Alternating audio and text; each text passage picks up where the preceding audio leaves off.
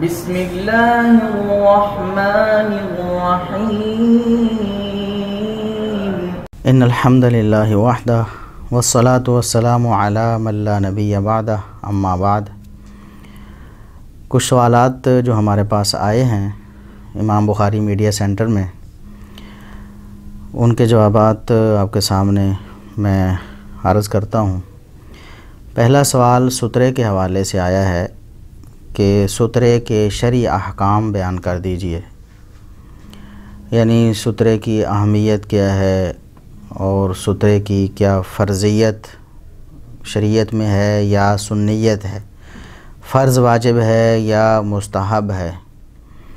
اور اسی طرح سترے کا سائز کیا ہونا چاہیے۔ یہ ساری باتیں میں آپ کے سامنے اختصاراً عرض کرتا ہوں چند منٹس میں۔ پہلی بات تو یہ ہے کہ سترہ اس کا تاکیدی حکم نبی کریم صلی اللہ علیہ وسلم نے دیا ہے۔ نمازی کو یہ حکم دیا ہے کہ وہ اپنے سامنے کوئی چیز رکھ لے۔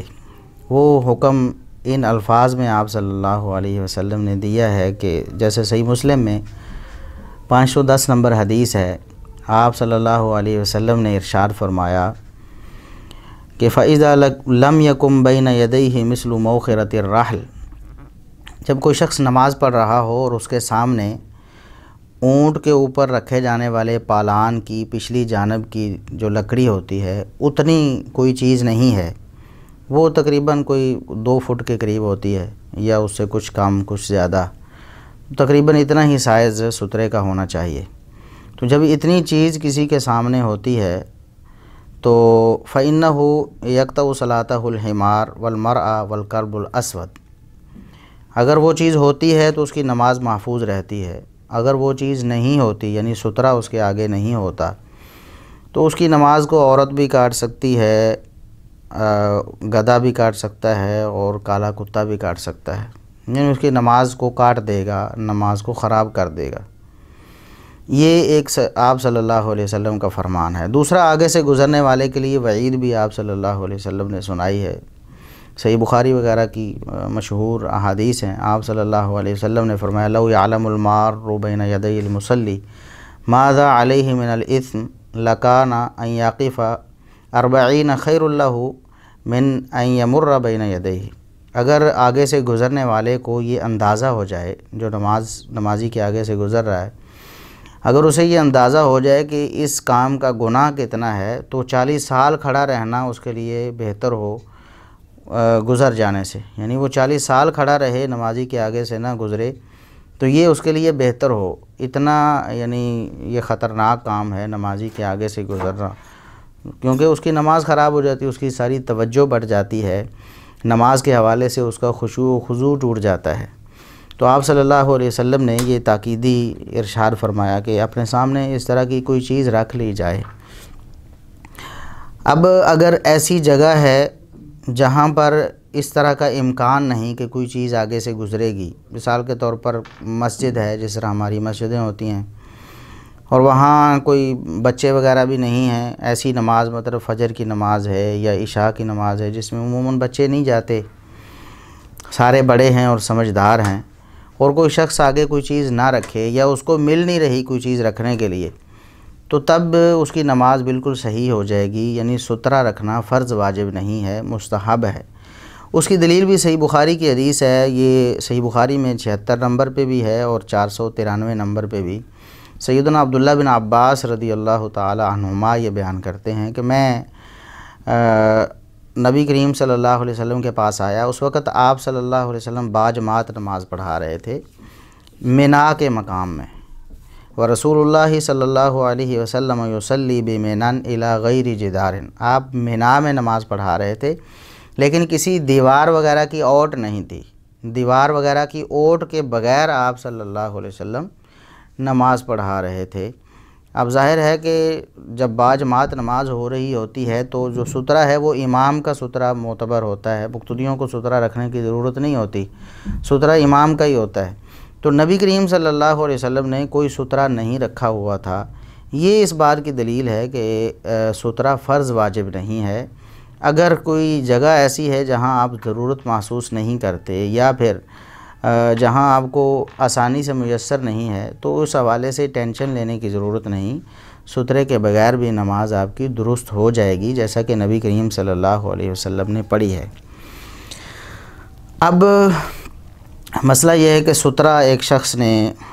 رکھ لیا اپنے سامنے، اس سترے کی مقدار بھی بیان ہو گئی کہ جو لکڑی کا ایک ٹکڑا اونٹ کے پالان کے پیچھے، اونٹ کے اوپر جو پالان رکھا جاتا ہے اس کے پیچھے ٹیک لگانے کے لیے ہوتا ہے، وہ 1.5 فٹ تقریباً 2 فٹ اتنا ہو جائے تو کافی ہے، تو اتنا یہ سترے کی مقدار ہے۔ آپ صلی اللہ علیہ وسلم نے ارشاد فرمایا، جیسا کہ صحیح مسلم کی حدیث ہے 499 نمبر، کہ اذا وضع احدکم بین یدیہ مثل موخرۃ الرحل، جب کوئی شخص اپنے آگے اس طرح کا کوئی یعنی اونٹ کے کجاوے، اونٹ کے پالان یا کجاوے کے پچھلی سائیڈ کی لکڑی کی طرح، جس کی مقدار میں نے بیان کر دی، وہ اس طرح کی کوئی چیز رکھ لیتا ہے، کوئی لکڑی وغیرہ کوئی بھی چیز، تو فلیصلی، وہ پھر بے دھڑک ہو کے نماز پڑھتا رہے، ولا یبال من مر وراء ذالک، اس کے آگے سے اگر کوئی گزرتا ہے، یعنی اس کی اور اس کی نماز کی جگہ سے آگے سے، یعنی سترہ جہاں پڑا ہوا ہے اس سے آگے سے کوئی گزرتا ہے، اس کی وہ پرواہ نہ کرے، کیونکہ اس نے اپنی نماز کی جگہ محفوظ کر لی ہے، اس کی نماز کی جگہ سے کوئی نہیں گزر رہا ہے۔ تو اگر کوئی نماز کی جگہ سے گزرے گا تو اس کے لیے بھی نبی کریم صلی اللہ علیہ وسلم کا یہ فرمان موجود ہے کہ اگر کوئی شخص، آپ نے سترہ رکھا ہوا ہے، بتایا ہوا ہے کہ یہ نماز کی جگہ ہے، پھر بھی کوئی شخص آپ کے اور نماز کی جگہ کے درمیان سے،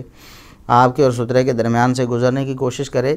تو اس کو آپ سختی سے روک دیں۔ فَإِنْ أَبَى فَلْيُقَاتِلْهُ، یہ الفاظ ہیں کہ اگر وہ انکار کرے، مطلب زبردستی گزرنا چاہے تو اس سے لڑائی بھی کرے لیکن اس کو گزرنا نہ دے، کیونکہ فَإِنَّمَا هُوَ شَيْطَانٌ، وہ تو شیطان ہے، یعنی انسان ہوگا لیکن شیطان اس کو اکسا رہا ہوگا کہ اس کی نماز خراب کرو، تو لہٰذا بڑی سختی کے ساتھ یہ حکم دیا گیا کہ اس کو بزور بازو روک دینا ہے، اس کو اپنی نماز کی جگہ سے گزرنے نہیں دینا۔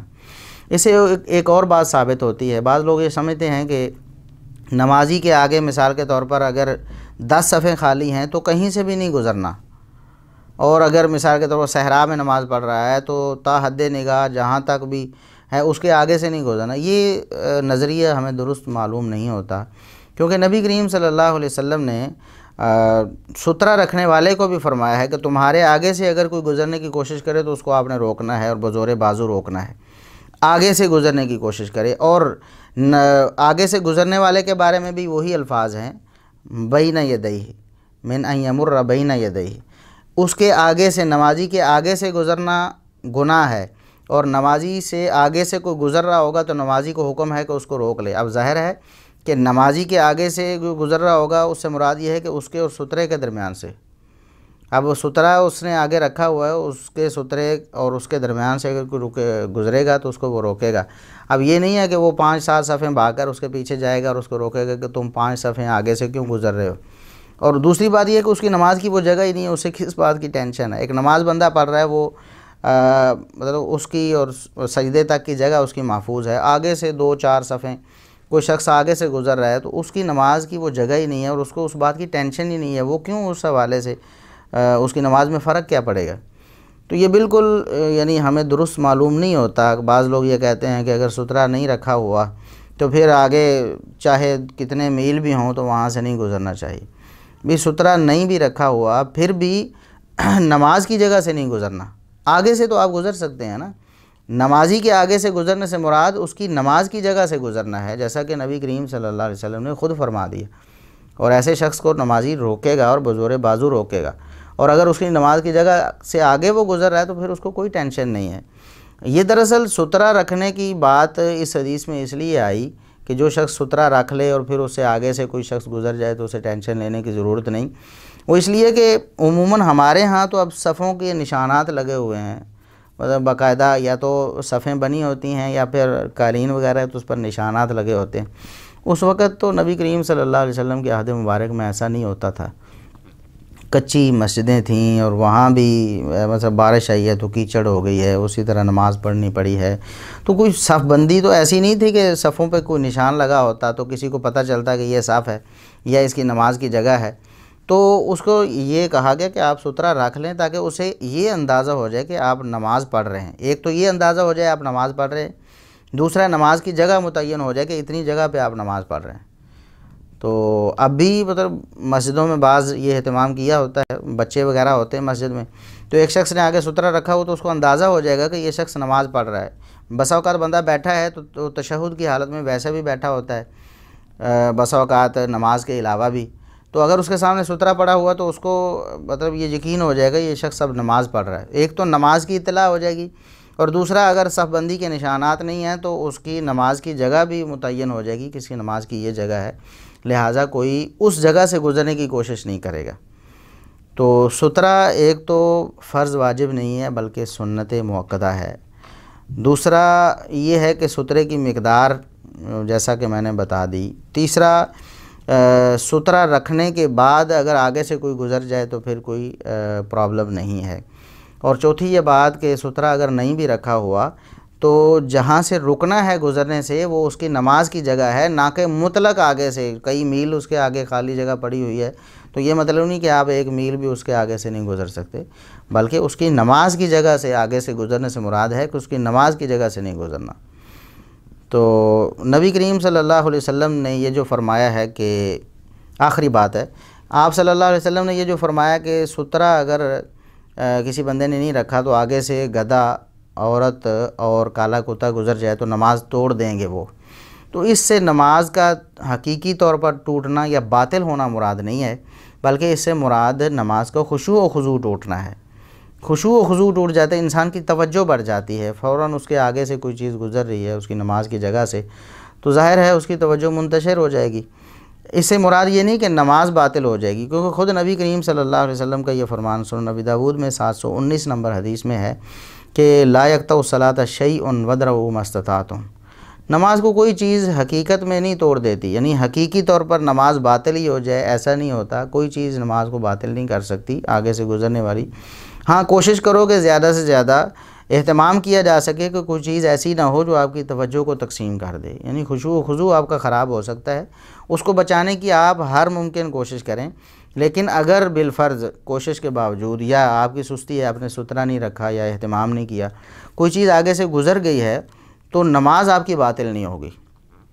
تو یہ سترے کے جو احکامات تھے کچھ اہم آپ کے سامنے پیش کر دیے ہیں۔